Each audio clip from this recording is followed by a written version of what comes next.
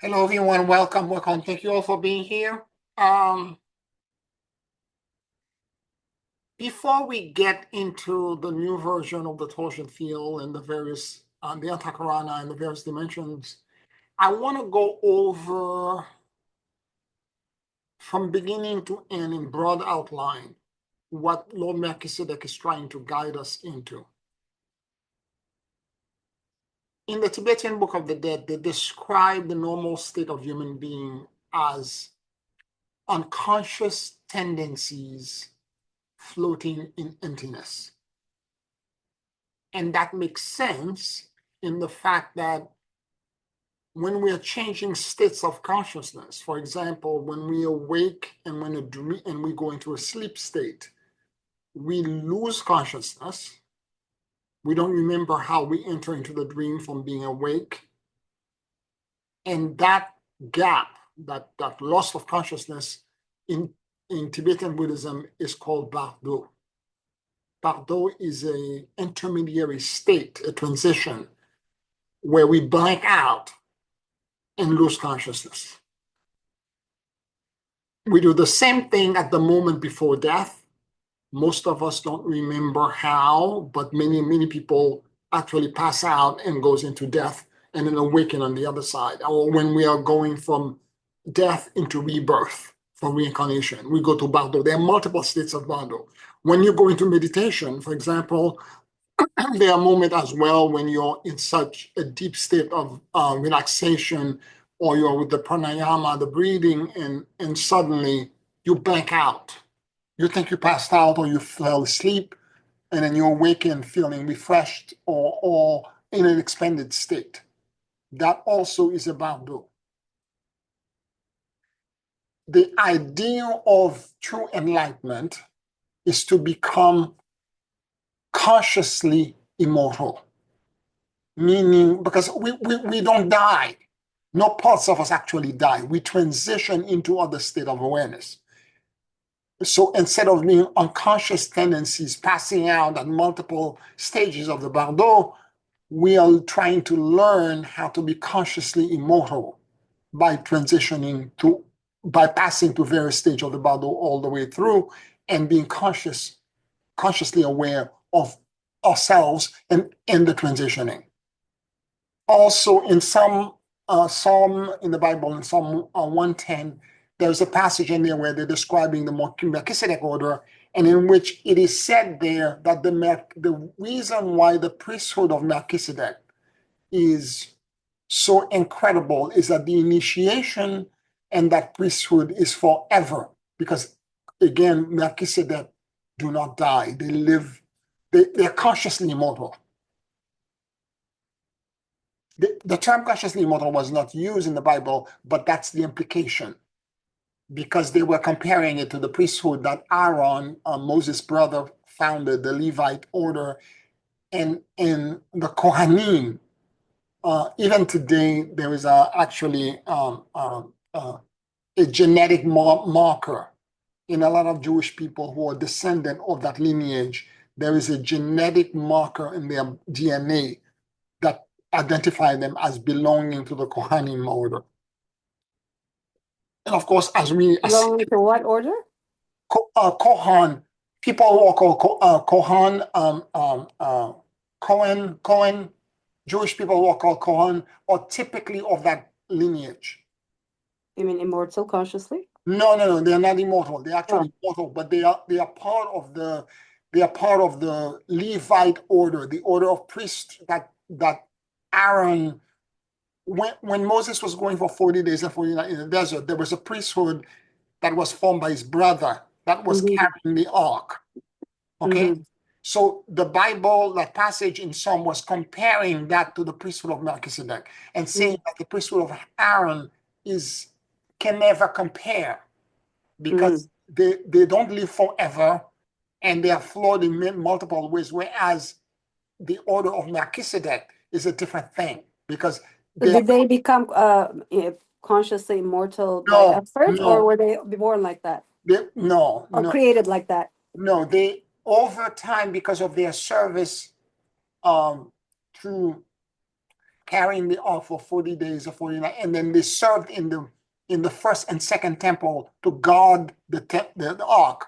In the process of being around the ark, there was a genetic marker on their DNA. Oh, no, what I meant was Melchizedek's. The elder of Melchizedek. There's only 3 passages in the Bible where Melchizedek was mentioned. Yeah. Okay? It's very little information in the Bible, but other contemporaneous passages and texts, including the connection I'm getting now, I am getting the conscious immortality from Melchizedek at this moment. Yeah, but we're just like the order, the Kohans, they're not consciously immortal, but were the Melchizedek's always consciously immortal? Were they created that way, or they made effort? No, okay. The first Melchizedek is mentioned is in Genesis, and it is connected to him blessing Abraham. Okay, and he was already the king of because Melchizedek actually means righteous, meaning somebody who was blessed by God and somebody who has wisdom. And then he was the king of Salem, and Salem, when you translate it, it's the king of peace. Okay, so he was in a different class, and Abraham bowing down to him and not only tithing, giving him 1/10 of what he owned, tells you how important this man was. He was just not a man, he was somebody very high. And the passage in which he's mentioned, there was a battle between all these kings, and all of them were killed and destroyed and all kind of things. And Abraham went and bowed down to this only one king. So he was extremely, and they describe him as like he was anointed by God the Most High. Yeah. Okay? So he was special in that sense. Yeah. So in order for us to achieve that conscious immortality and elevate into it, it's not that we have to accumulate what in Tibetan Buddhism they call natural light, which is we have to begin to strengthen energetically ourselves to a point where we can begin to remember, to become consciously aware in that in-between state. And it will happen naturally. You don't have to force it. It will occur as you're doing the practice that we're doing. And a lot of it connects to right living. It's not just the exercise that I'm reporting for which I have sent to you.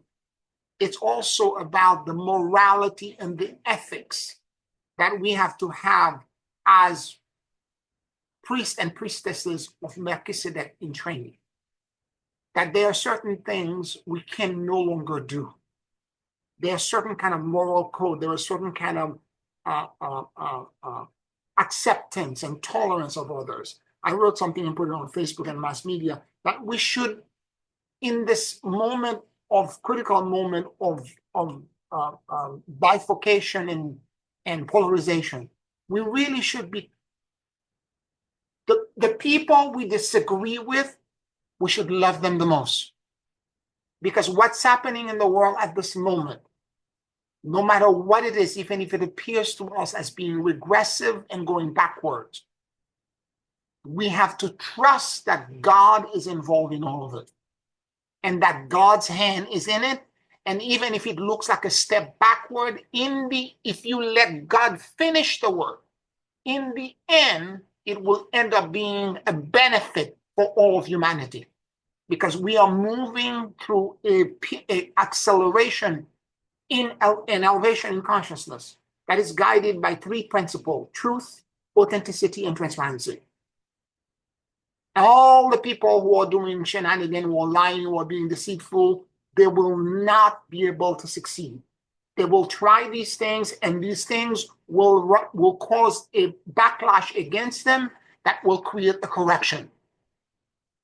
And we need to trust into God and send kindness, acceptance, and love and peace to everyone that's around us, even to the ones that we think are moving against our own values. Because not everyone can learn as quickly as we can. Not everyone can be as fast as we can. Because if the ascended masters were to judge us by the same measure that we're judging others, we would not be able to stand. Because we are so small in terms of expansion of consciousness compared to them. So we should give people the same grace and the same acceptance and tolerance. You are not going to let them encroach in certain values that you have, basic values. You still need to be to spiritually pray and meditate and connect to God on a constant basis, because there's so many things that are afoot that are not aligned. Okay? As we are transiting, all kinds of things will be floating up in the air, and we need to be aware that we should be of a higher consciousness.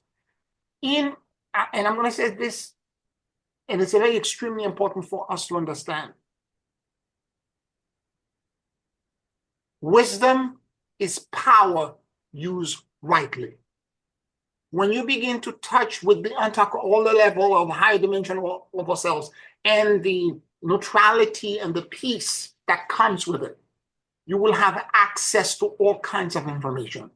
You will begin to see the weakness and the vulnerability of people, of everything around you. You will have insight, but you cannot weaponize that information. You cannot use it as a tactical thing to go against anyone's will and volition. You have to allow them. You cannot bypass their karma and learn for them. You have to allow them the opportunity for them to come to the same realization on their own. You can give them breadcrumbs. You can give them little tidbits of information so that they can evolve and get to the realization. But that realization is their right to achieve so that they can expand and grow and get at a level to be at shoulder to shoulder with you. So it's important for us to understand that there is a thin line that exists between surrender and doing. And this is where the line that we have to toe. And we have to walk on that thin line. That there are moments, and I have to say this to you, as you're doing all this deep work, what's going to happen is that Spirit is not going to tell you what's the right path for you to take. Because we all have free will, and we have to make our own choice and our own decisions. But what's going to happen is that Spirit is certainly going to tell you and whisper to you, almost like a wave of knowing you that will wash over you and tell you, no, Pierre, no, you cannot do this at the level of growth that you're at. You need, this is unbecoming for somebody who's trying to ascend. And you will know that you need to make corrections when you're about to do the wrong thing. Spirit is not going to tell you what to do, but when you're about to cross a certain boundary, it will remind you. I remember years ago, I used to watch Stargate SG-1, and there was one, I'm not sure if it's the first season or the third season, between the first and the third. One of the characters in there was a scientist. They encounter a group of beings that they call the ancient, who ascended to a higher state of consciousness. They became all pure light. They were so technologically advanced, and they evolved their DNA and they become pure light. And then one of these beings began to teach one of the people at this SG-1 operation, which were stargates that connects planets, the mechanic to ascend. And he did ascend at some point. And in several episodes, maybe the next episode or the next season, he came back to warn one of them that was still human, that was his best friend, to tell him that he needs to go to this other planet because there's a dark ascended being that was trying to do something that was bad. And he turned around, the one that's still human turned around, who's a colonel, turned around and said to him, wait a minute, you're ascended, you're God. why don't you come in and swoop down and make the change, that do what needs to be done? And then the response that he said triggered something inside of me, because he said, Jack, I already went over this with you. I cannot do anything because of the rules. And it was like a light bulb moment. It's like I knew this instinctively inside of me, having touched that realm, that there were rules, but the rules are not written in any books, but the rules are written in the fabric of your soul. That when you're about to do something that you're not supposed to do, because with all that power, again, this is why I said wisdom is power used rightly. You have all these abilities. And we're going to talk about how this is done in a second. You can intercede for someone. You can send them healing. You can do all kinds of things for them. Okay? But that power has to be used rightly. You have to have moral and ethics. You cannot take somebody's karma away. Not even Kuan Yin can do this. What Kuan Yin does, if you ask her for intercession and mercy, she will accelerate and give you opportunities to make the necessary correction yourself. She will bring those opportunities to you. She will create a situation where you can make the correction, or the correction can be made so that the karma will be resolved. So that's what we have to thank Kuan Yin or any of the Bodhisattva for. So it's important for us to understand this as we are connecting to this incredible sense of peace, neutrality, and serenity. Because the same guardian that come in the first guardian comes in, the second, the third, and they're coming. The first one comes in 4D, 5D. What they are doing is an act of love, entrainment, and generosity. I've already shared with you that if Pierre is existing in 3D, sitting here, above me, so from chakra, first chakra to seventh chakra, I'm in the physical body and I sit here. But right above me, like a Russian nested egg, there is another etheric version of Pierre in the fourth dimension. And that will have my chakra 8 to chakra 15. Above that, so the first guardian would come in, before we go to the next dimension, the first guardian would come in to the bottom of my feet, counter rotating, moving through the bottom of my feet, moving to my core, exiting at the top of my head, and going now to my 8, 9, 10, 11, 15 chakra. And when it passes the 15 chakra, that guardian that comes in would create around not only my physical body, but also my now fourth dimensional body, because above my 3D is my fourth dimensional body. It would create around it a torsion field of light and neutrality. Then the filaments would wrap down and wrap around me in every direction, and I would be in neutrality in 4D. And the reason for this is that because I'm consciously not aware of my connection to my body in 4D and my chakra 8 to 15, that part of me could be going into bad neighborhoods and could be doing other things because it's not consciously connected. I'm not acting as a unified consciousness in all dimension of time and space. I'm fragmented and I'm doing, many pieces of me could be doing other things. So do all these bodies have different lives? They are autonomous psyches. Oh, right. They are fragmented from us. They are autonomous psyches. But do they have like in the 8th dimension, my body, what does it do up there? I don't know. I don't know. This is something. Life on its own. Well, this is, for example, there was a question that was asked in the other class about the fourth dimension, because I had mentioned before from a previous class that the fourth dimension is not somewhere you want to wander for too long. Yeah. 4.5D is where the archons and the fallen angels are. Okay. Exactly. And as a matter of fact, in the book of Enoch, Enoch says that hell, what we call the realm of the demon hell, exists in the third heaven. It's not a pit at the bottom of the with fire. It's in the third heaven. Mm-hmm. And so what I told her is the following answer. This is the exact reason why we ask the guardian, who are a multi-dimensional collective. For the first guardian comes in, it's actually not one guardian, it's 12 guardians who have achieved neutrality in the fourth dimension. And they're consciously immortal in 4D. And what they're doing now is that as an act of generosity and kindness, they are projecting their own antakarana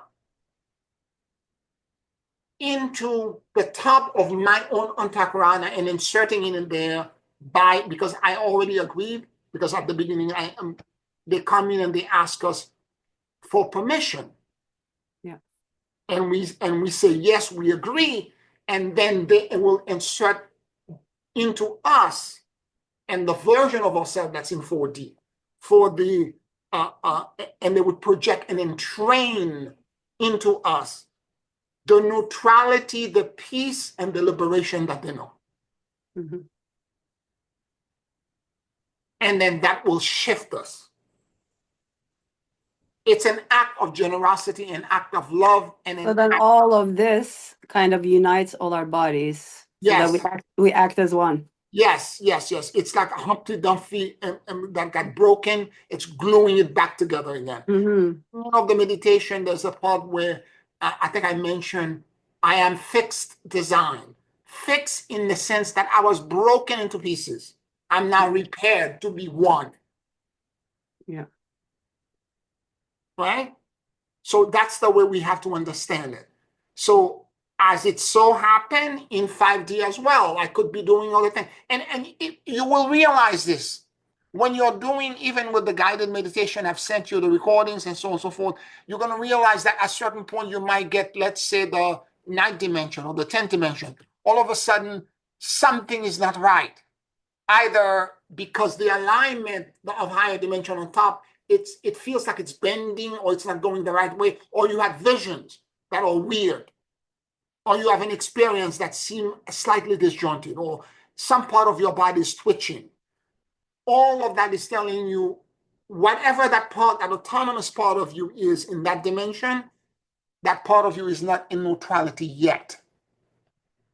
But with practice, with doing the practice, the guardian that exists in there will entrain that part of you, help it remember the neutrality that was the original blueprint. Interesting. So even in the 9th dimension, oh yes, consciousness, wow. Yeah, because it's fragmented. You're not complete. Mm. You're separated, you're fragmented. Right. You need to act as one complete entity. And you will realize that moment there, it could be something in your head, it could be a vision, or you feel all of a sudden you're lost, or you blank out, you don't remember where you are, or you get distracted by something. It's telling you that that part of you is doing something else. Mm-hmm. Okay? Mm-hmm. And keep doing the practice and it so happened that, let's say, for example, it's the 10th dimension or the 9th dimension. So what's going to happen is that over the 10th dimension or 9th dimension, every time you go, it will, for a while, you will have the similar experience every time. And at some point, maybe a month from now, the experience will be completely aligned. That Mm-hmm. means that part of you got entrained now. Yeah. It got entrained into neutrality. It got entrained into liberation. It got entrained into peace. Nice. Right? So we need to understand this. And again, and also it's not just during the exercise, but in day-to-day living, we need to put that frequency and vibrational shift into actual practical use. The same kindness and entrainment that the guardians in all dimensional time and space are providing to us, we also need to provide that same kindness to all of them, to all other people around us. We need to look at people as work in progress. Like if the galactic masters were to actually look at me the way I am, all bent over, slightly crooked, and not completely together, what they see is the potential of who I am. I really am. And so when I look at people who I don't agree with, and people socially, politically, for whatever reason, there are all kinds of people that are around us because, again, the world is separating. People are trying to figure out what path they are walking in. Don't see the state that they are in as the final state. See it as a learning module that they are trying to learn. And give them still love, kindness, and compassion. I have friends that I don't agree with socially and politically. And when I speak with them, I say to them when they try to engage me in politics, I don't want to talk about it. I disagree. I don't agree with some of the things you stand for, but I love you unconditionally. And if you need me, I'm there for you. And when you say that to people, they don't know how to react. You're not going to change my mind. I'm not going to change your mind. We can agree to disagree. I'm still loving you, and I'm projecting, and I wish you the best. Anything that you need, if you need somebody to go to the hospital with you for a doctor's appointment, I'm there for you. But I don't, and I don't need to try to change you. That's it. That's the part that we need to understand. That whatever alignment and truth that we know, the truth we know is so elevated. Most people on the planet, if we tell them, they will run, they will flee. So we don't need to try to change them because it's so advanced that what I can do is that I can bring them little breadcrumbs that will guide them on the path. Again, having conversation with people that are on different level of awareness. A lot of time they ask me questions. I don't, for most of my normal friends, I don't say too much when I'm with them. I allow them to talk, and then it's ultimately they eventually come to the same thing. Pierre, what do you think? And if I have to say something that's really deep, I have to tell them, how far down the rabbit hole do you want me to go? Do you really want me to tell you what I really know? How far do you want me to go? Because I can go deep. And if they say yes, go, and then I will go and I present not completely everything that I know, but a little bit of what I know, as far as I feel that their consciousness can handle. Because we have to learn by, it's in the friction against each other that we polish ourselves. People have to learn, everything that I'm getting from the galactic, from Lord Melchizedek and the Galactic Masters. It's because I'm querying and I'm asking and I want to learn.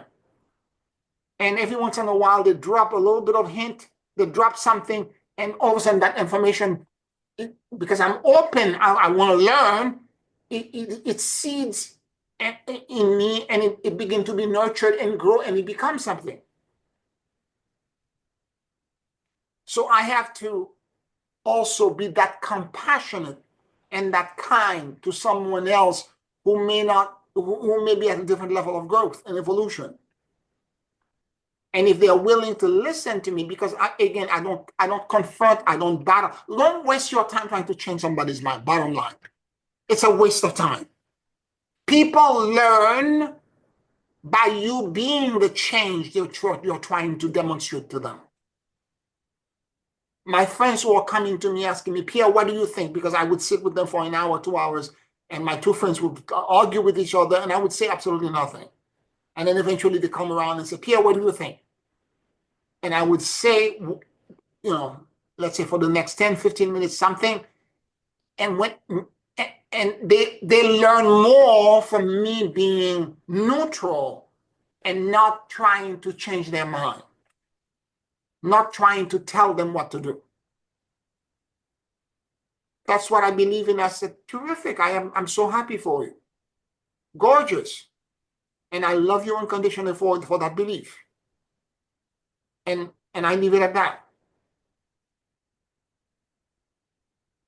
So again, wisdom, the thin line between the rest is in the hand of God. God, the same way God was capable of reaching me in proper timing to elevate me and to illuminate me and give me, because there is no such thing as time and space. There is no gun that somebody shoot and say everything should be done in 10 minutes. It's a matter of perspective. We are all on different timelines and growth. Everyone will ascend. Ultimately, everyone will go back into the light. Some may go back into light as unconscious tendencies on emptiness, but we want to go back into light as consciously immortal. So as such, we're making a lot of effort. And when individuals are not prepared, they're not ready, I'm giving them the grace so that God can reach them. Because that whole process is more important, that they have a private, intimate, and personal relationship with their own higher power and their own creator. That's the relationship they need. They don't need to hear it from me. I can give you a hint so that you can, I provide them. Sometimes they ask me, I can't sleep, blah, blah, blah. Let me send you a meditation. I will send you a meditation for you to listen to. You know, that kind of thing. If you're willing to listen to some of the stuff, you're not going to understand all of it, but there's a frequency and vibration in it that will help you relax you and all that. And then they come back, thank you. You understand what I'm saying? I'm not forcing myself on anyone. I'm not walking around. Years ago, I went to this conference in Los Angeles, a mastermind, and I remember meeting this woman that kept walking around and saying to everyone, I'm an ascended master. She introduced herself as like, my name is so-and-so, I am an ascended master. I was so, I didn't know how to react because my jaw would remain open, because I don't walk into a room and tell everybody I'm a man. It's self-evident. If you're an ascended master, this is something that everyone should see the moment you walk in. If you have to announce it, you're not it. If you have to tell everyone who you are, you're not it. So that morality and that ethics is actually extremely important as we evolve into our Melchizedek identity. Because ultimately what happened when all of the higher dimension, first guardian comes in and train our fourth dimensional or three-dimensional and a fourth dimensional self into the neutrality as they understand it in 4D. Then the axis above our head extends, then the second guardian cascade down from source, now go on top of our chakras that exist in 5D. Chakra 22, chakra 21, chakra 20, chakra 19, and goes all the way down past the 16th chakra, which is the bottom of the 5D, then 15th chakra on top of the fourth dimensional chakra, all the way down to chakra 7, chakra 6, chakra 5, and all the way down into the first chakra and into the core of the earth. And as that, now it's rotating now clockwise as it's spinning down, they too, the second guardian, are now going in and trained the part of myself that exists in 5D. That again, it's not every time that you are going to discover that you have a part of yourself that autonomously is slightly out of alignment. You might find one and possibly maybe two. For me, anyway, this is the way I've experienced it. And it's not all the time, because most of the time, everything's in alignment. Everything's fine. Everything's perfect. Okay? It doesn't mean if it's perfect today that like a month or 2 months from now, you're not going to go into, 11th dimension and find that something is slightly off. And this is the humility and the fluidity that we need to have to understand that things happen. You don't know what's existing in the 11th dimension and what kind of lesson that fragment of yourself is trying to learn in the 11th dimension. And you're allowing the guardian that exists in this is guardian number, yeah, guardian number 8 that comes in the 11th dimension, and that guardian, you don't know what these collective or they come in and they will entrain that part of you that exists in the 11th dimension to allow it to remember again the neutrality. Because the gifts and the expansion of awareness that exists in those higher dimensions are so far advanced from our normal 3D consciousness. Because for us to fully inhabit, let's say, for example, in the 11th dimension, we will not be in the physical body anymore. Because that part of us is so far advanced. If we were to fully embody it into our own, if all the chakra system were to drop down like a beaded necklace, okay, where the first 7 bead all the 7 chakra, and the 8th bead, it's the bottom of my 4th dimensional chakra, and the 9th bead, and so 16 bead is the bottom of the 5th dimensional chakra. Then bead 23 is the bottom of the 6th dimensional chakra. So if all of them were to drop down until my entire 11th dimensional body is on top of me, I probably would not exist in a physical form anymore. I would become illumined in light and become something else, right?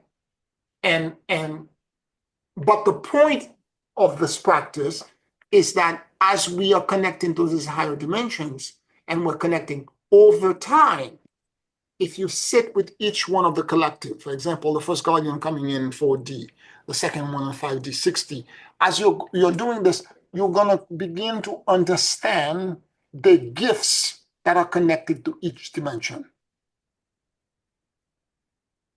Because it's an expansion of awareness. It will not be like the 5 senses perception that we have. I was talking to somebody earlier about this. Anyway, that also a student, but I don't see it the way I see. No, you're not going to perceive like you perceive in 3D. It will be a different perception. Because, by the way, let me stop. I'm talking a lot. Questions or comments? Sorry. You're on a roll. It's good, though. It's good information. I did have a question.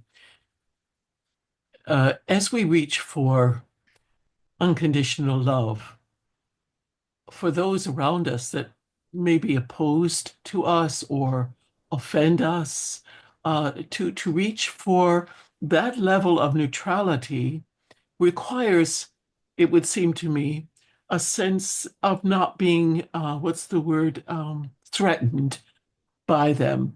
Could you speak about that? Because neutrality is not just lip service. We have to make that part of our real core. And of course, the guardians will help and train that in us, but we need to do the work to make our own, how will I say, inviolable essence that we are not, it doesn't matter what people around us may do to us or project toward us. Do you understand my meaning? Yes. Neutrality is not a disconnect to the injustice of the world. And this is what a lot of people are not understanding. Because when you see in mass media that you're on a path of neutrality, they think that you're Switzerland and you don't get involved in any war. That's not what it means. Neutrality is accelerated conflict resolution. That's what it is. And it's done from a perspective of understanding that you're sharing karma with somebody that you have a toxic dynamic with. So if they are projecting something on you and you're projecting back, because this is the way it works, you have a rubber band that's in tension between you and them. And this is where the Ho'oponopono prayer comes in. You have to realize that if that tension exists at some point in the past, in this lifetime or previous lifetime, me, my family, my ancestors had hurt you or your family or your ancestor. So preemptively for me to make sure that I no longer have this toxic thing between us, I am asking for forgiveness. And I'm saying to you right now, I'm gonna let go. No tension anymore. I'm gonna let go. And I'm asking for forgiveness. So the key to it is to understand that whomever or whatever we have tension with, ask them for forgiveness. It's hard though. Of course it is. You also have to say, I love you, but there are people who are psychopathic, literally. Yeah. And like remember this psychopathic ex from 15 years ago where you helped me Yes. to get out of that relationship? He still does black magic on me. Can you believe that stuff? Yes. And how can I, like, I've been getting the calling to do, like, apart from the light work and the protection that I do, that I need to do Honopono, but I cannot say this person, I love you, please. I just cannot get myself to say it. It's because I'm so disgusted. Like, how can you for Okay, 15 years? But what kind of a psycho do you need to be? well, it's more than 15 years. It's Oh, multiple, well, I don't even know. Yeah, probably multiple 18 years. lifetimes. Exactly. Okay. Yeah. So here's the thing. If you really want to end it, Yes, I do. you need to go back, ask spirit to help you go back in a past life to see what your 50% is. In a past that you don't remember. I mean, he has reptilian blood, half of it. So I'm sure I killed him probably because that's what we do, right? We fight for the light. But, you know, like, I mean, the guy's evil, I'm sure. I did. I fought I was sword. Right? But guess what? At the time, I thought it was the right thing to do. But if I'm on the path of neutrality, it's the wrong thing to do. To kill someone who's harming me? It's not, the person is not just harming you. The person has a different point of view. Even the fallen angels themselves ultimately will be redeemed. They have to find the path back. Okay? You have to, okay. Let me share with you a story. Okay? Mhm. I had when I met my galactic sister, when she's part of my monad, my friend, Buddhist friend, brought me to her. She works in a crystal store. She freaked me out the first time I met her because after 30 minutes of conversation, she turned, and I was not saying anything. I was just standing, listening to her talk to my friend. And she turned around, she looked at me. She said, I see what the Galactic Council is getting back together. She said, you and I did DNA experiments in a past life. We work in a laboratory. We were geneticists. We did, and as she did this, there was a nightmare that I've been suppressing that I used to have when I was 3 years old until I was probably around 11 or 12, that I was holding back, that no one on the planet knows. The whole thing came back to me. She freaked me out. I almost ran. She freaked me out. Okay? Because no one on the planet knows this. Not even my mother, because I used to scream and wake up from my dream, because in the dream, I am doing DNA experiment, and there was a clear little dish, petri dish. I'm working on it, and I steal something, and I'm running from the DNA. And what I didn't realize is that it wasn't a nightmare, because they were after me to try to kill me. It was a nightmare. It was a memory. Mhm. What I did is that there was in the Dracos constellation, there is a planet called Solaris Prime. Solaris Prime is a giant laboratory where the Dracos were doing experiments to alter the DNA of all species. I, working for the light, went black up, and I possessed the body of a Dracos. Not to be done by anybody of the light, but I did it with a bunch of other people. I possessed the body of a Dracos to discover what they were doing and how to create an antidote protocol. Wow. I got it, but at a great cost. And guess what? Because of this, the Dracos have been after me since then. Yeah, I get visits too Do sometimes. you understand what I'm saying? And more to the point, because I went there and I spent whatever, how many time to discover what they were doing working in that lab, possessing, it was a blue Dracos that I possessed. And I went there with other people, other celestial being, and we possess other being. We're doing it for the light, for the right reason. I know, but I mean, how can But- we not? Because but- we didn't know anything about neutrality back then, right? He's the part of the story as well. And the species they were subjugating, whose genetics they were manipulating was actually the spider race, the anerectoid. That's who they were doing this to. So I have a fear, a visceral fear of spiders. Okay. I used to. I don't have any anymore. Well, here's how I got over a whole bunch of things. I was doing a healing for a client who also is afraid of spiders. Because sometimes spirit gives you an opportunity, presents you with somebody to heal. Yeah. It's really you that You're healing you. Yeah, truly. Okay. Yeah. You know this. It's really yeah. you that needs the healing. Okay. Yeah. We had patients in homeopathy like that. Yes. And Yes. It's always this way. It's like something yes. fragmenting you. So as I'm healing this client, all of a sudden, I'm not healing the client anymore. I'm sitting around and there are spiders all around me, everywhere. Okay? And they're coming toward me and they start crawling up my leg. The kind of fear that this generated in me. And this is where I got over and I asked that race and the data of that race for forgiveness. This is where I did the Ho'oponopono, the real work. Maybe I did the same thing because I had the same fear. Okay? And I had to do the same thing for the Dracos too. Did you? Yeah, let me explain to you. Mm-hmm. When you say, please forgive me, I love you, and I let go. Yeah. When you don't remember the original offense and you don't acknowledge your 50%, it's very difficult for you to do. But when you remember, I did this to them, I stole their technology, more importantly, I took over somebody's consciousness without consent. I possessed them.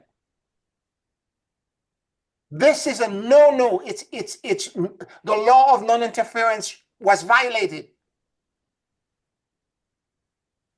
Please forgive me. I love you. And I let go. That was my offense. Mm-hmm. And when I said, please forgive me, I remember the offense. Do you see what I'm saying? Yeah. When you get it that way, you're able to do it. And it happens very quickly.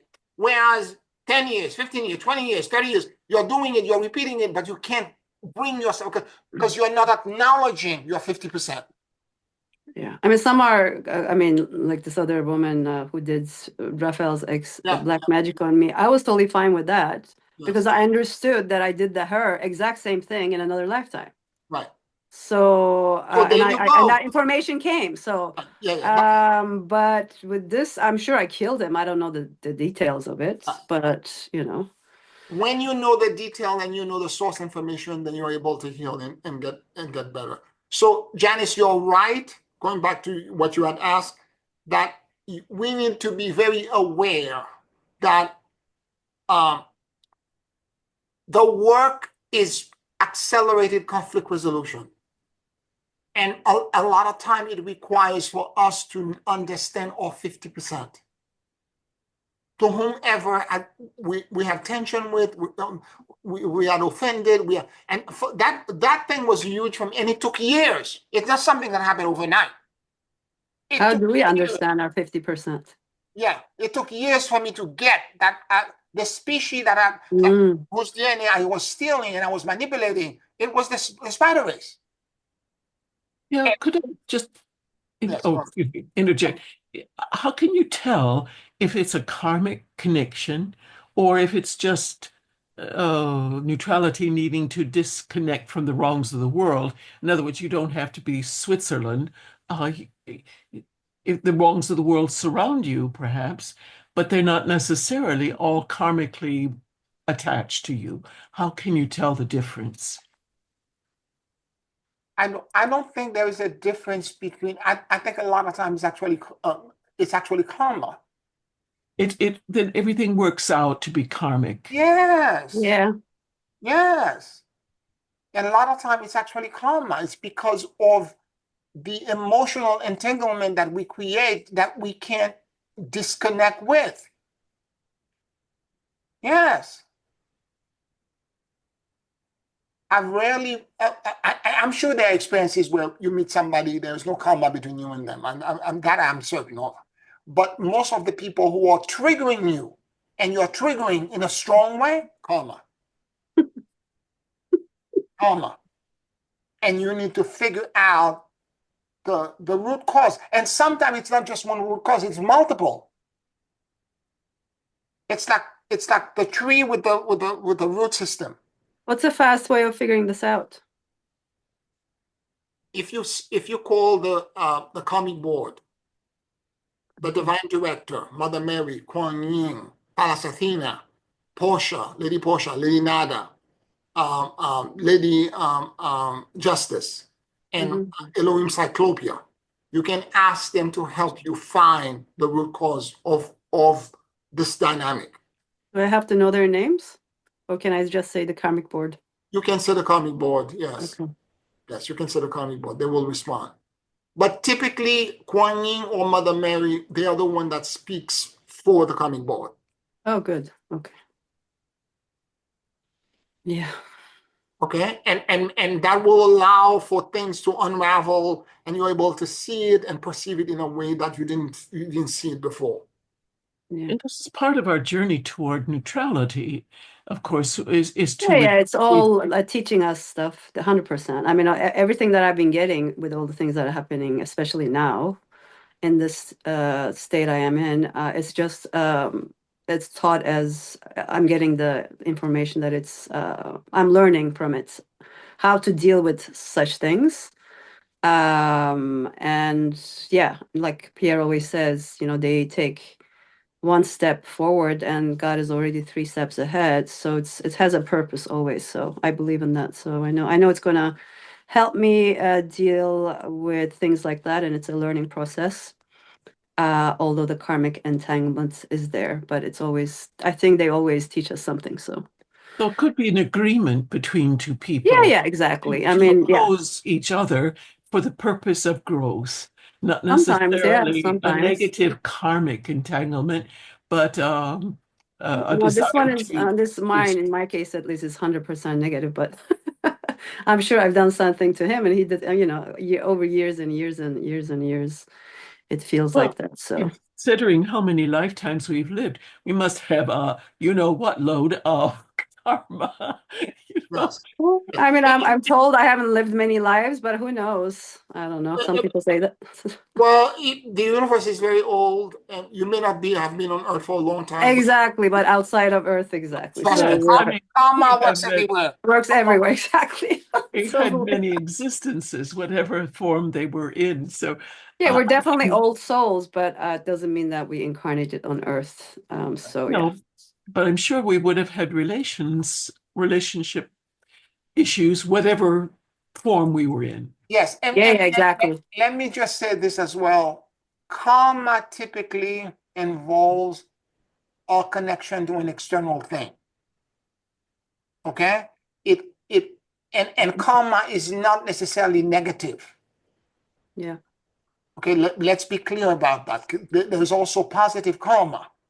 Okay, where it gives us good luck and it gives us incredible opportunity. There are people we click where all the positive things happen for previous positive karmic reasons. Exactly. So having said this, sometimes we also get karma to the group body. Okay? So this is why the Ho'oponopono is brilliant, because the Ho'oponopono says, if me, my family, or my ancestors had hurt you, your family or your ancestors, a lot of time the karma may not be directly between you and the person necessarily, but your ancestors and the person's ancestors. Yeah. The channeling that I got in my case, at least, that is as I heal this, whatever it is, the karmic, I will also be liberating my ancestors, the women that were suppressed by psychopathic men like this. That's So yeah, yes, that's very deep. Yeah. yeah, Again, I understand. And so the thing we need to understand about the group body is that a lot of time, let's say in the case of the family you were just talking about, family stuff. So the attraction to other people of similar frequency and vibration, this is what we know, and we are repeating the toxicity of our ancestors. yeah. So that's the kind of relationship we establish. Okay? And but when we heal, I was sharing that with Victimization basically for women a lot of the times. yes, but however, when we healed, let's say for example, in this instance, you figure out how to find your power. Yeah, And exactly. how My creative force and unleashing the goddess within me. That's what's happening. and connecting to your power and creating the appropriate boundary. Yeah, Once you figure this out, what happened is that to your ancestors that are now deceased, yeah, that are now existing, that have now reincarnated somewhere else in some other part of the yeah. world, dimension of They reality. will also be liberated and feel that. They will, because we are quantumly entangled with them. Yeah, yeah, totally. Your liberation, your insight Yeah, will entrain them yeah, into, totally. it's not automatic.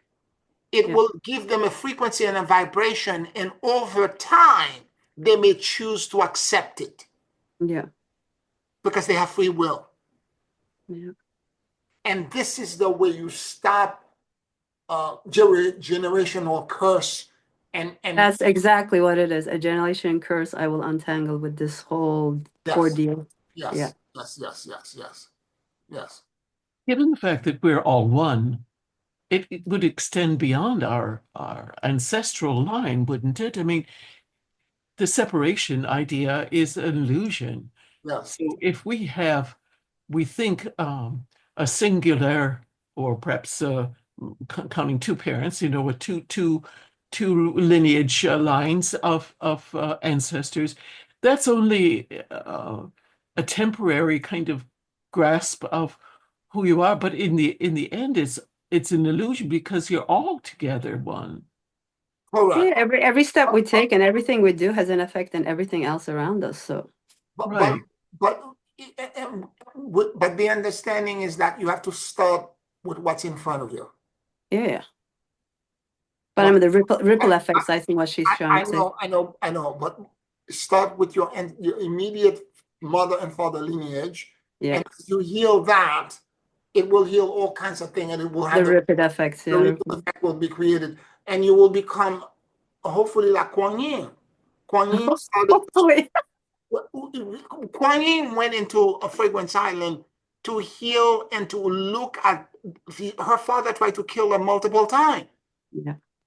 And she went on the island to meditate and to figure out, sit down with her brokenness and how broken that she was because of what her dad did to her.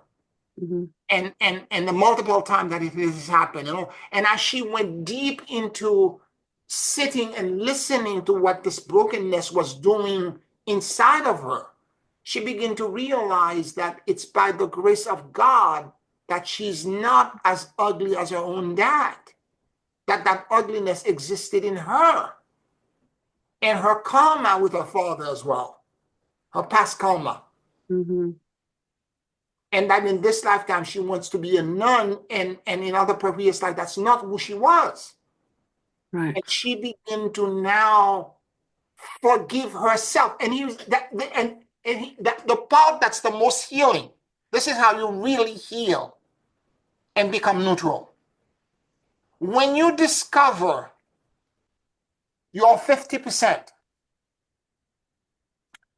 what happened is that you automatically begin to whip yourself up for not being neutral in that past life, 5,000, 6,000, a million years ago, for not having the insight and the wisdom Why did I do this in this past life? I am bad. I'm broken. This is the exact opposite of what Kuan Yin did. Kuan Yin loved and forgave herself for having been so broken in that past life. It's the And the hardest of more, all. say that again? I'm sorry. I was going to say that's the hardest part of all, to love and forgive self. That's correct. When you discover the thing that you did that was out of alignment, you're going to have to forgive yourself for it. And that's the most difficult part. You can forgive other people. That part is much easier to do. Ask for forgiveness and say, I forgive you, I love you, and let it go. But to do this to yourself and say to yourself, oh my God, what I did there was so out of alignment. And now I need to forgive myself. And not only just forgive myself, I need now to love myself. Yeah, there are not occasions, and I think you've mentioned this in the past, people maybe on social media that have uh,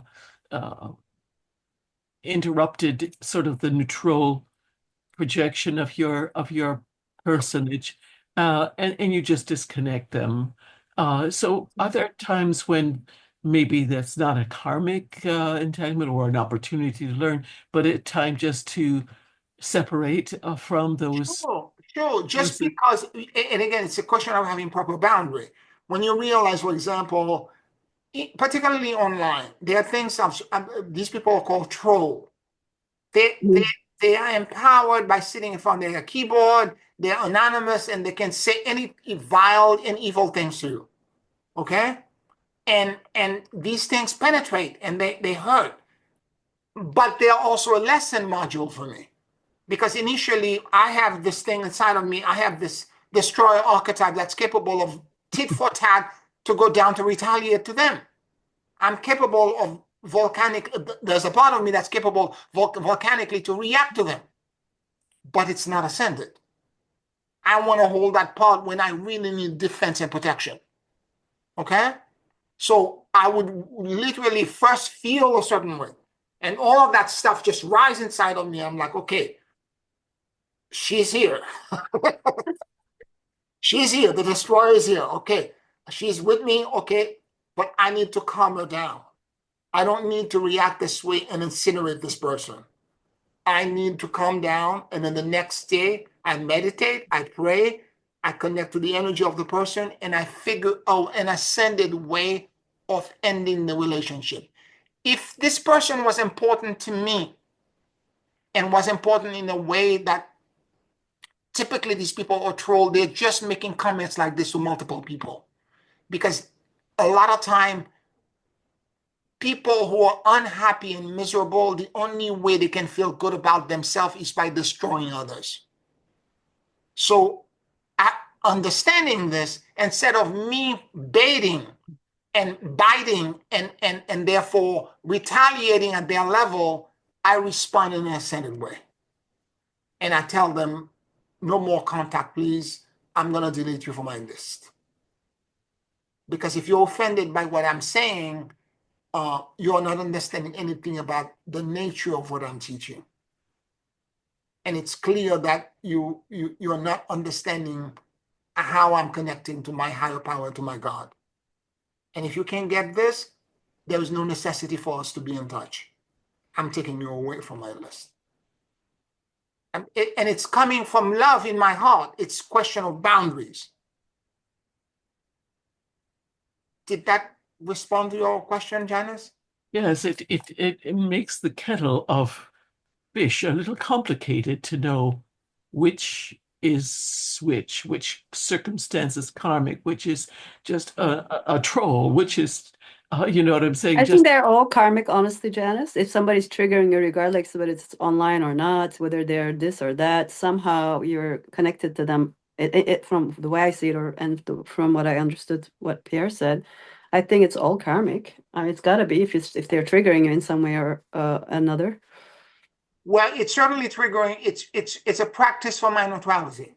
Exactly. So they're helping you in a way. Yeah, They're of teaching. They're teaching course. you. They're teaching you. Oh, yes. Every Yeah. time I get an instance like this, I'm looking at it. I'm like, this person is my greatest teacher. I Exactly. know that part of me is still there. Look at Yeah. how I'm triggered on and how I'm emotionally performing right now. Yeah. I perform in my apartment alone. I let her out. She screams and yells, that effing blah blah blah, and then after that I come down. I'm like, no, this is not ascended. Sometimes I draft a response. Yeah, does sometimes does she come I out don't send it. sometimes? I don't send it. I draft. And then the next day when I go in my ascended state and I'm allow for God to come in my heart, I'm like, okay, you can't say this. Erase all of this. Start from scratch. Now, what if God was walking in your footstep today? What would God say? And I respond from that perspective. Yeah, it's hard sometimes. Yes. And again, this is the ethics and the morality of someone who has all this power. Yeah, yeah. And I think that is an important point because you are being protected. God is with you. God is not leaving you vulnerable to whatever threat may be perceived by this person. And yet it is that vulnerability that causes us sometimes to react emotionally to a person or to circumstances. And yet maybe that's part of this process of learning as well, to know that that we are not alone in this journey. Correct. That's correct. That's exactly correct. That um, however you're being triggered, whatever things that the person is saying or doing that's causing you to react and emotionally be foaming at the mouth and respond in a very strong way, etc. However that is, you need to also remember that the teaching module is ultimately going to help me understand my relationship to my higher power, that I can't okay, it's about control and restraint in the use of that power. Remember, I said wisdom is power used rightly. It's the restraint and the control, because as you're doing this practice, you're becoming energetically bigger and bigger and bigger. And if you allow, You unleash her, it's gonna be even more. It's gonna As your be friend, disastrous. as your friend said, you must be dainty. you must be dainty. Like I, yeah, I'll tell you that story. Thank you for reminding me. I had a friend of mine that was at Body and Soul. Remember that place years ago, Melton? It Yes, was the dance place. yes, yes, yes. Yes. And I had a friend, Mac. Mac was he's deceased now. May he rest in peace. Extremely tall black man, like 250 pounds, but like 6'8". And there's a group of us that used to dance by the entrance by the speakers. There were like 10 of us, and it was like church every Sunday. By 4 o'clock, I was there until 10 p.m. when they closed. It was perfect timing. I go home, I jump into a cab, I get home, I take a shower. The next morning, I go to work. I'm not spending all night in the club. It was Yeah. perfect, right? So I'm dancing with him, but he had a particular way of dancing. If you can think of the hippopotamus in Fantasia, okay? Jumping like a ballerina and landing and dropping down with the arm, the plies. This is the way he danced. And he's a big guy and the place is crowded. And he would jump up in the air and then leap like a ballerina and then land. And everybody was like, ah, And then he would do his thing and he would come back to me. He said, I may be big, but I'm dainty.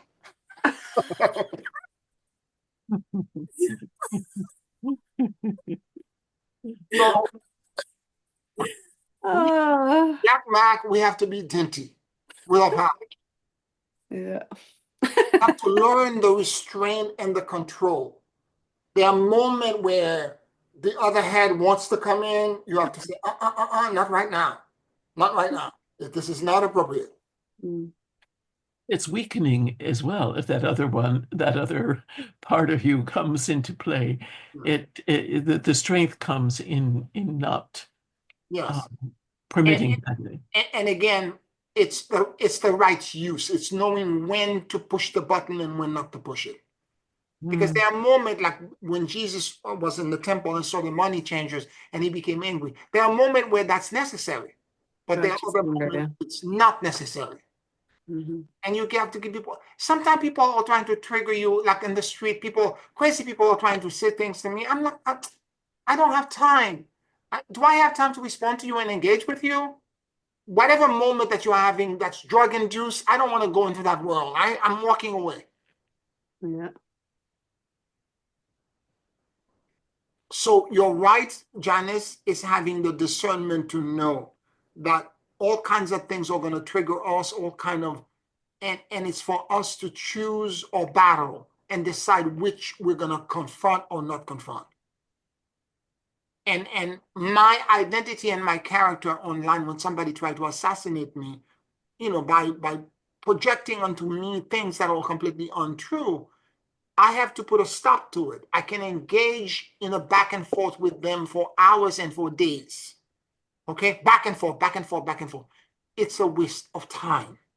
It leads to nowhere because they're still going to hold the belief that they have in whatever character that they're trying to hold. And I don't have the energy to sustain this. So a lot of time my choosing to take them out of my list or to unsubscribe them or to do whatever it is that I'm doing, it's because of that. The realization that this is going to be a long drawn out thing. I have better things to do than to engage in this. And this person is not important to me at this moment. And this engagement is futile and it's a waste for me. And I'm going to disconnect from a God perspective. Janice, what I can say to you is that if you pray upon it, you will know what to do. Yes, I think I do already. Yes. Thank you.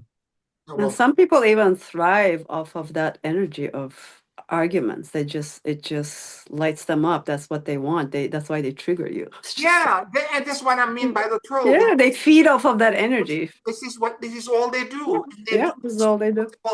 they do this to multiple people all the time because they Oh want yeah, they're lonely for yeah, whatever reason. that's their life. Yeah, That's what this is where they get their kicks. their feed. Yeah, I choose not to participate in the dance you want me to dance. totally. Yeah. There's so many times I want to say something online. Somebody says something so stupid. I'm just like, nope, I'm not going in that hole. No. Sometimes I type entire response and I catch myself and I'm like, Delete. delete. Waste of time. Sometimes it's very tempting. You're like, nope, Meltem, you're not doing it. Oh. Any other questions or comments?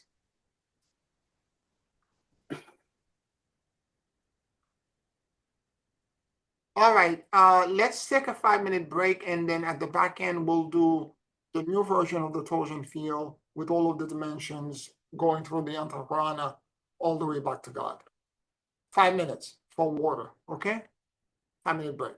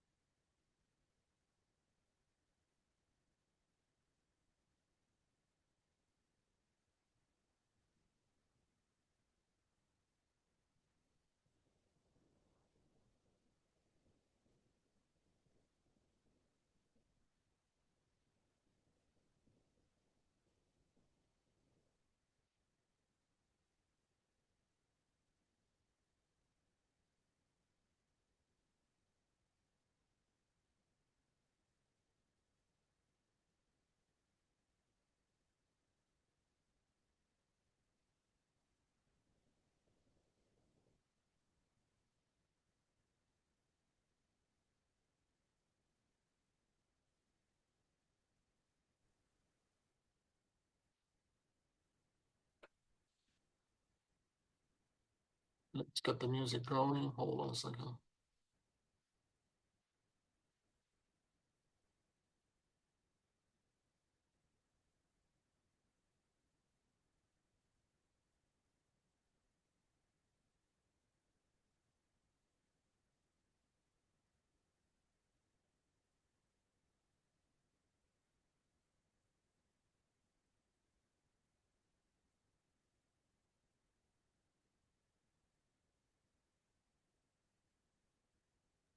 Take a very deep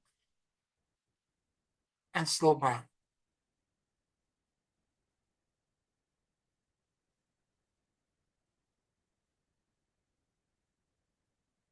And as you inhale and exhale deeply and slowly,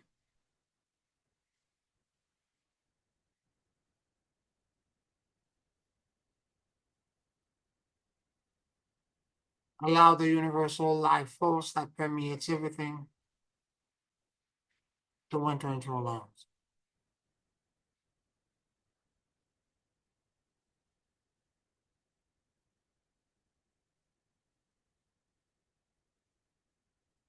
Keep breathing deeply and slowly.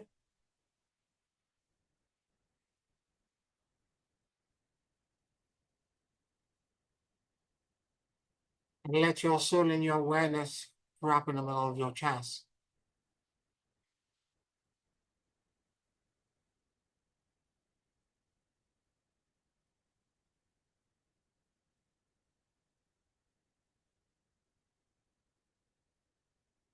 Please forgive me. I love you. And I let go.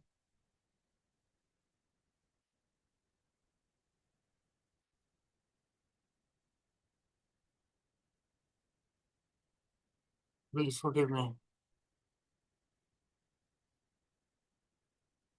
I love you. And I let go.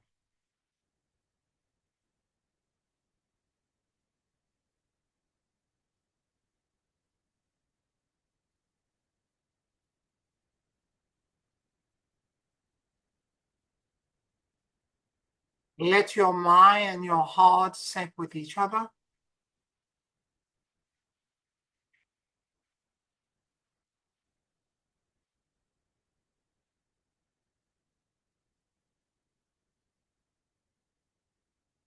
And notice what you notice.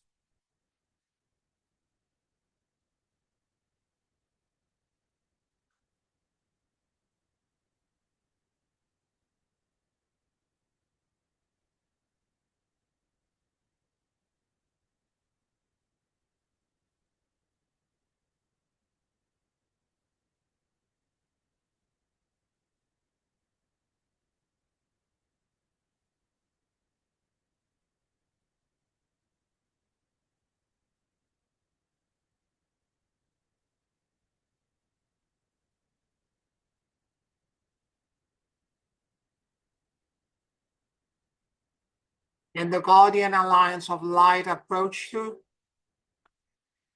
offering to gift you.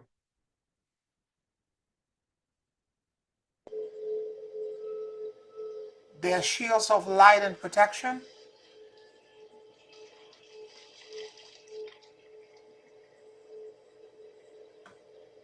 and a band of neutrality.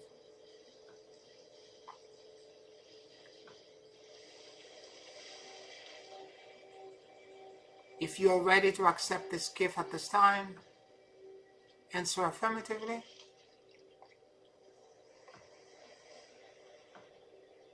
And let the energy of the first guardian begin in the core of the earth, counter-rotating,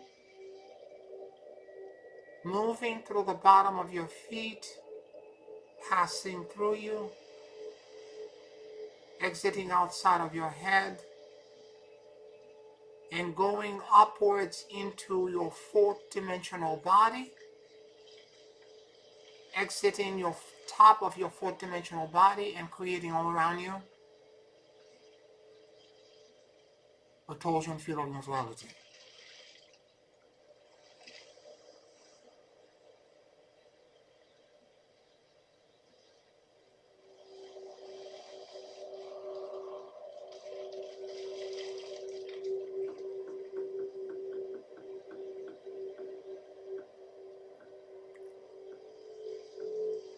The axis at the top of your head extends and it attracts now as it moves upward into the top of the fifth dimensional body. The energy of the second guardian cascading down from source while rotating clockwise, descending through your fifth dimensional body, moving now through your fourth dimensional body, and passing through the top of your head, exiting at the bottom of your feet, and going into the bottom of your fourth dimensional body, and the bottom of your fifth dimensional body, and creating all around you the torsion field of neutrality.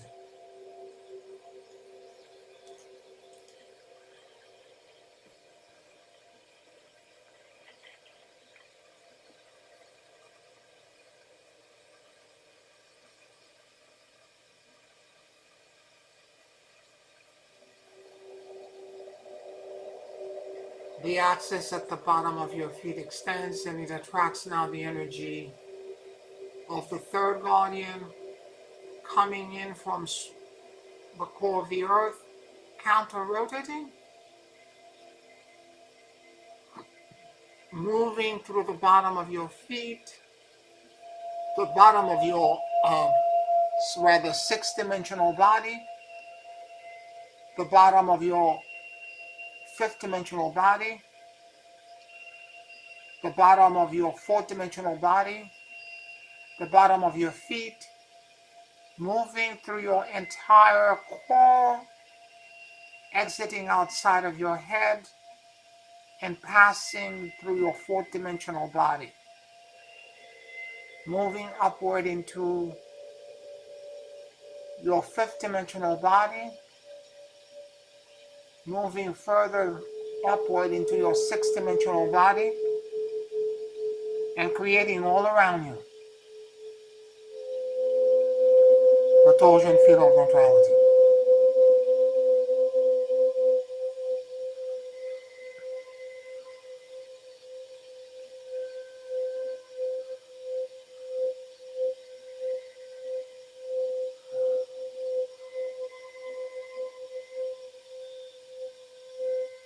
The axis at the top of your head extends and it attracts now the energy of the fourth guardian cascading down from source and dropping into the top of your seventh dimensional body, rotating clockwise, dropping down into your now sixth dimensional body, rotating clockwise, your fifth dimensional body, your fourth dimensional body,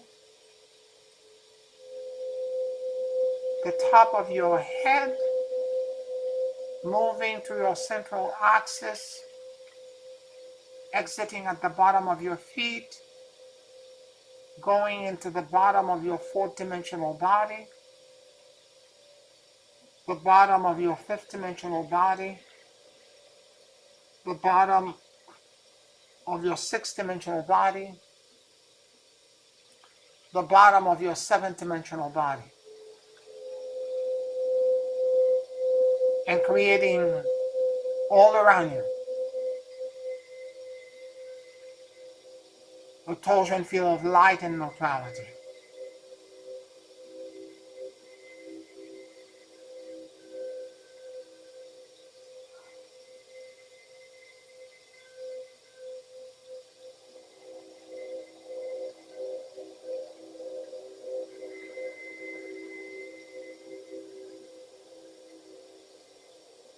The axis at the bottom of your feet extends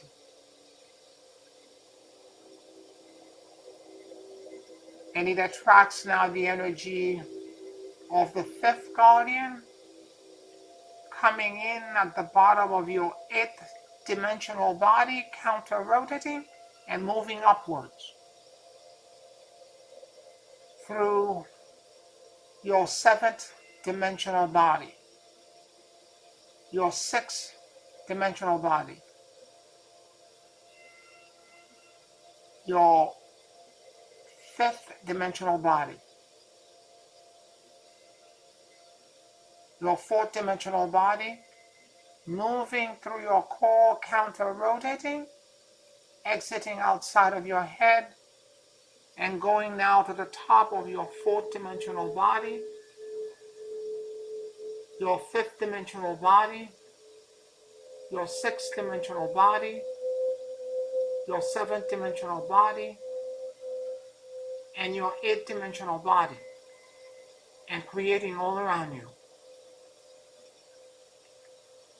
the torsion field of neutrality.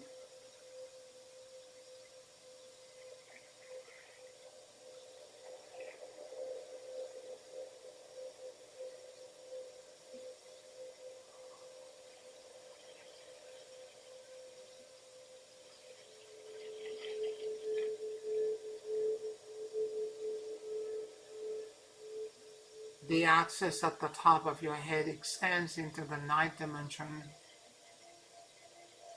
and it attracts the sixth guardian cascading down from source, coming in at the top of your ninth dimensional body, rotating clockwise, passing into your eighth dimensional self, your seventh dimensional body, your sixth dimensional body, your fifth dimensional body, your fourth dimensional body, the top of your head, rotating clockwise, passing through your core, exiting at the bottom of your feet, and going through the core of the earth as it passes through your bottom of your fourth dimensional body, the bottom of your fifth dimensional body, the bottom of your sixth, seventh, eighth, ninth dimensional body, and creating all around you the torsion field of neutrality.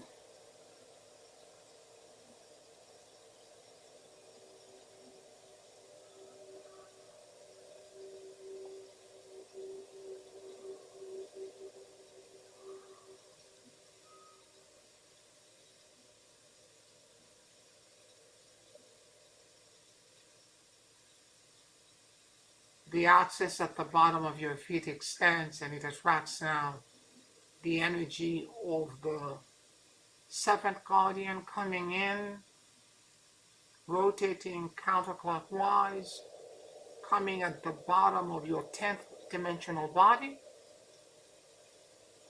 moving upward the bottom of the ninth dimensional body, the eighth dimensional body, the seventh, the sixth, the fifth, the fourth, the bottom of your feet, moving through your core, exiting outside of your head to the top of your fourth dimensional body,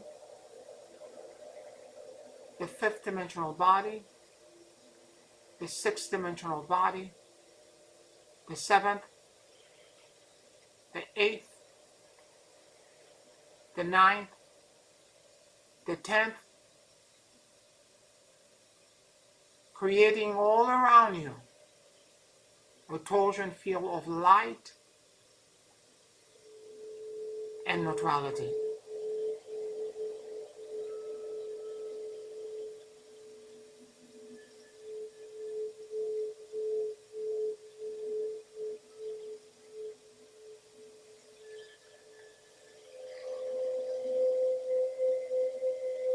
The axis at the top of your head extends, and it attracts now the energy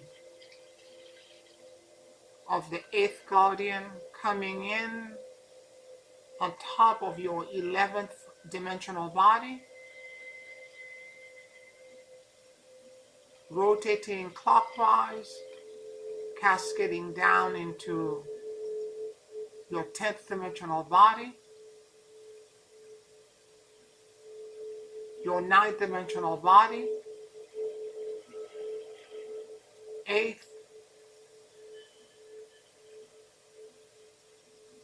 7, 6, 5, 4, dropping into the top of your head, moving through your central axis, exiting at the bottom of your feet, and moving through the bottom of your 4th dimensional body, the bottom of the 5th,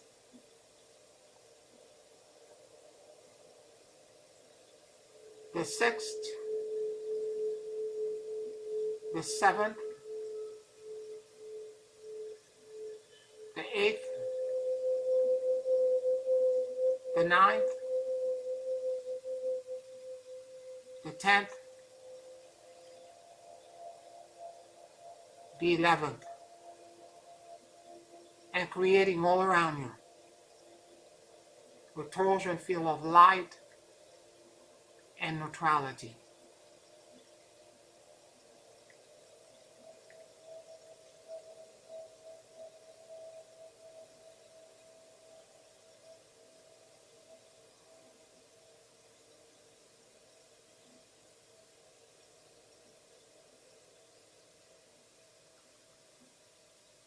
The axis at the bottom of your feet extends, and it attracts now the energy of the night guardian coming in from the core of the earth as it counter rotates, moving through the bottom of your 12th dimensional body, rising upwards, moving through the bottom of your 11th dimensional body, 10th, 9, 8, 7, 6, 5, 4, moving through the bottom of your feet, rising as it rotates counterclockwise through your core, exiting outside of your head, and going now through your 4th dimensional body, the top of it, the 5th dimensional body, the 6th, the 7th, the 8th, the 9th, the 10th, the 11th, and the 12th, and creating all around you a torsion field of light and neutrality.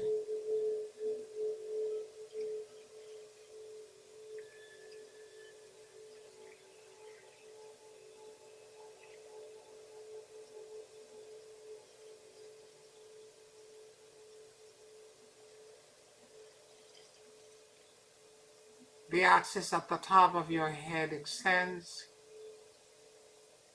and it attracts now the energy of the 10th guardian, cascading down from source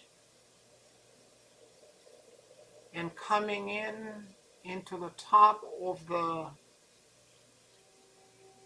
your 13th dimensional body, rotating clockwise as it descends now into the 12th dimensional body,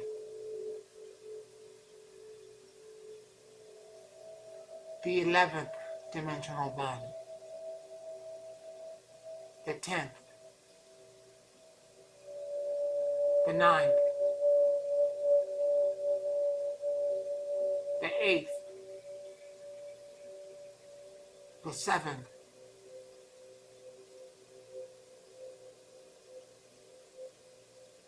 the 6th, the 5th, the 4th, dropping into the top of your head, passing through your core, exiting at the bottom of your feet and moving through the bottom of the 4th dimensional body, the bottom of the 5th, the bottom of the 6th dimensional body, the bottom of the 7th dimensional body, the bottom of the 8th, the bottom of the 9th, the bottom of the 10th, the bottom of the 11th,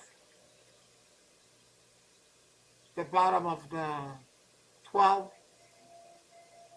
the bottom of the 13th, and creating all around you a torsion field of light and neutrality.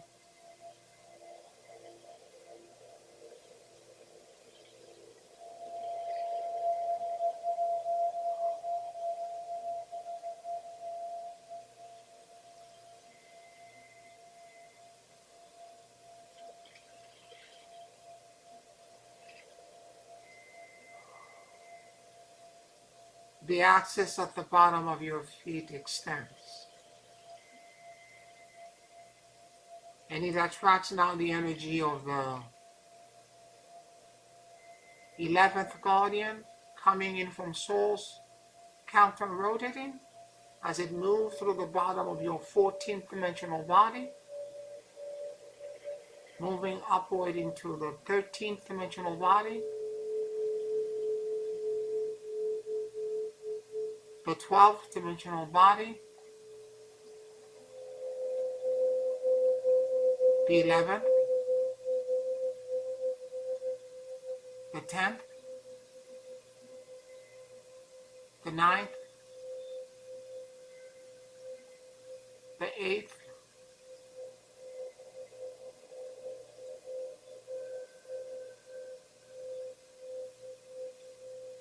the 7th,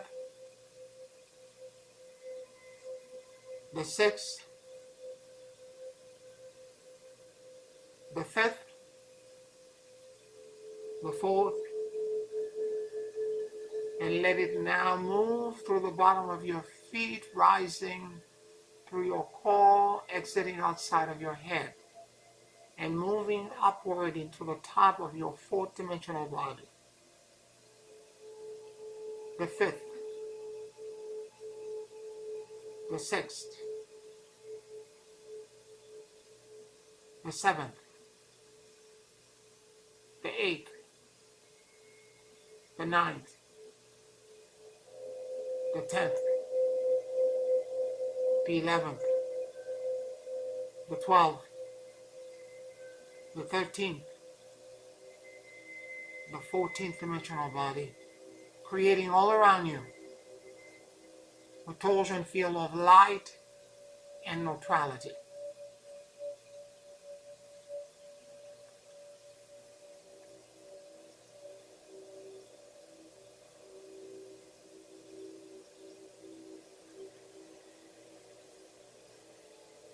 The axis at the top of your head extends, and it attracts now the energy of the 12th and final guardian coming in from source as it cascades on top of your 15th dimensional body, passing through your 14th dimensional body, 13,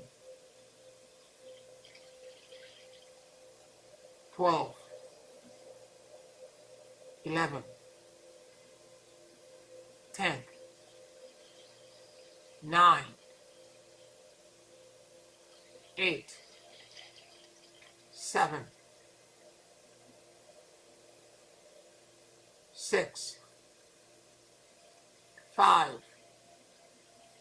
4, and let it now move through the top of your head, passing through your core, exiting at the bottom of your feet, moving through the bottom of your fourth dimensional body, your fifth, sixth, seventh, eighth, ninth, 10th, 11th, 12th, 13th, 14th, and 15th dimensional body, and creating all around you a torsion field of light and neutrality.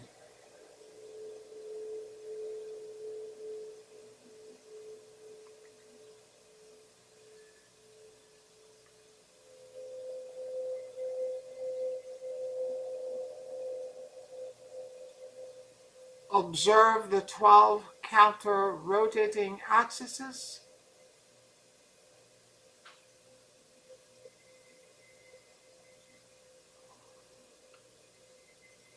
that are spinning in your core. Shields of light and protection and band of neutrality.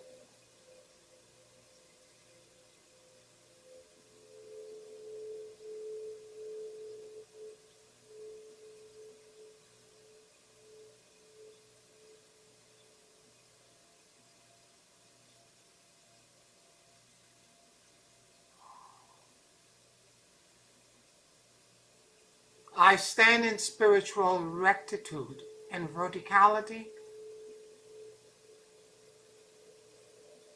I align to this truth.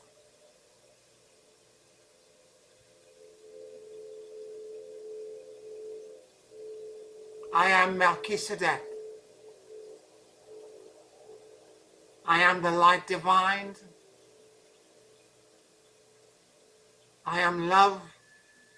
I am will. I am power. I am wisdom.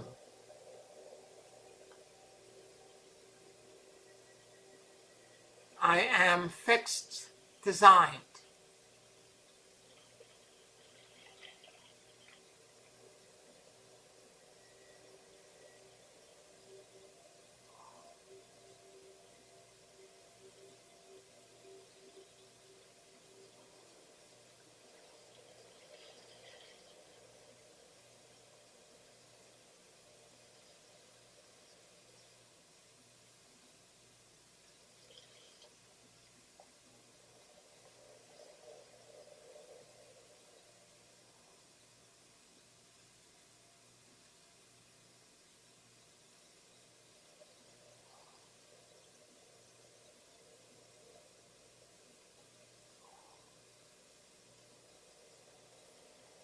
May the peace, the serenity, the neutrality,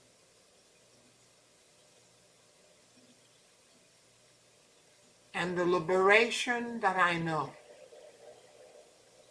pass on to everyone in my circle of influence.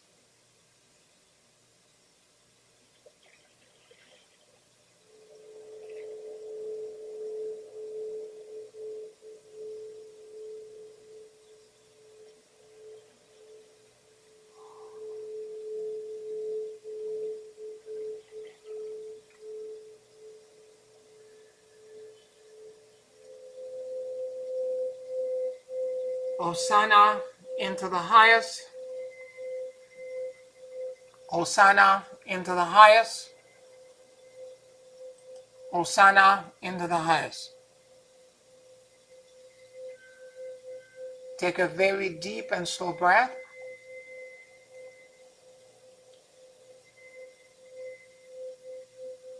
And whenever you feel ready,